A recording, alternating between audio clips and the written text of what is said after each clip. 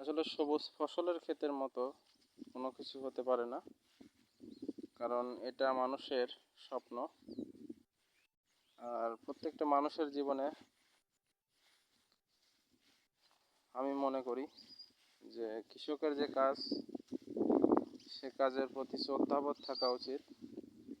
কেননা কৃষকেরা যে কঠোর পরিশ্রম করে যে সবুজ ফসলকে সোনালি ধানে রূপান্তরিত করে তোলে, সেই কৃষকদের আমরা আজকে আমাদের সমাজে দাম দেই না।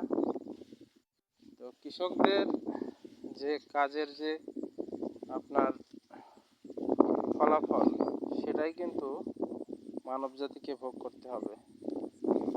কারণ দুনিয়া আখিরাতের শস্য ক্ষেত, ঠিক তেমনি কৃষকেরা ফসল ফলায় বলে আমরা খাবার খেতে পারি, অন্ন পাই। আর কৃষকেরা যদি ফসল ফলানো বন্ধ করে দেয়, তাহলে মানুষদের না খেয়ে মরে যেতে হবে। সেজন্য আমি পৃথিবীর প্রত্যেকটা মানুষকে একটা মেসেজ দিতে চাই, আর সেটা হলো আপনারা কৃষকদেরকে সম্মান করুন এবং কৃষকদেরকে তাদের সঠিক মজুরি প্রদান করুন। তাদেরকে ঠকাবেন না, কেননা তাদেরকে ঠকালে মহান রাব্বুল আলামিনও অসন্তুষ্ট হবে। তো আপনার কোনো কিছুতে বরকত তো থাকবেই না, বরং আপনার দুনিয়াও শেষ, আখিরাতও শেষ। তো মানুষদের ভেতরে আজকাল ইমানি শক্তিটা অনেক কমে এসেছে। সত্যি কথা বলতে মানুষেরা আর ধর্মের দলে খুব কম সংখ্যক এখন পাওয়া যায়। কেননা মানুষেরা ভেজাল এবং অপরাধমূলক কাজকর্ম করে জীবিকা নির্বাহ করে। কিন্তু আসলে কি এটা উচিত? প্রত্যেকটা মানুষকে একদিন মরে যেতে হবে, আর সবাইকে মৃত্যুর স্বাদ গ্রহণ করতে হবে। আপনারা সবাই যখন মারা যাবেন, তখন আল্লাহ রাব্বুল আলামিনের কাছে কি জবাব দেবেন? মৃত্যু তো কাউকে ছাড়বে না, আপনাকেও না, আমাকেও না। তো আমি আপনাদেরকে আজকে যে সবুজ ফসলের ক্ষেত দেখাচ্ছি, এটা আসলে কৃষকের স্বপ্ন নয়। শুধু কৃষকের স্বপ্নই নয়, এটা পুরো মানব জাতির স্বপ্ন হওয়া উচিত।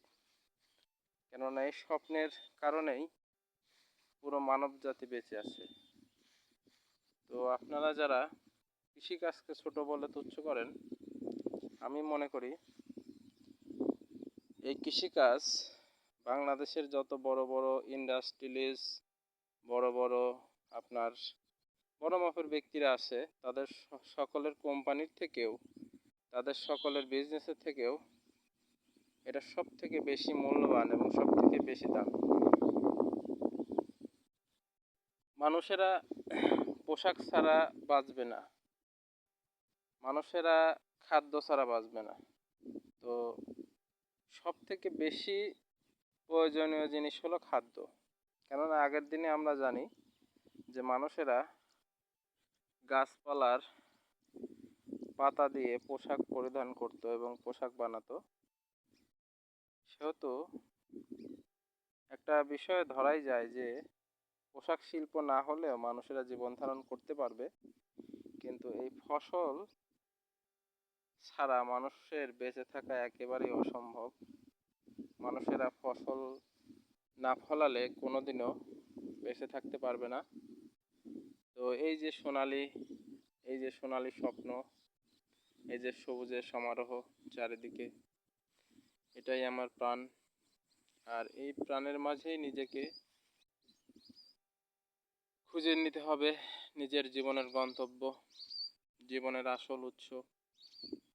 তো সবাই ভালো থাকবেন। আজকের ভিডিওটি এই পর্যন্তই। তো আগামী ভিডিও দেখার জন্য সবার নিমন্ত্রণ রইল।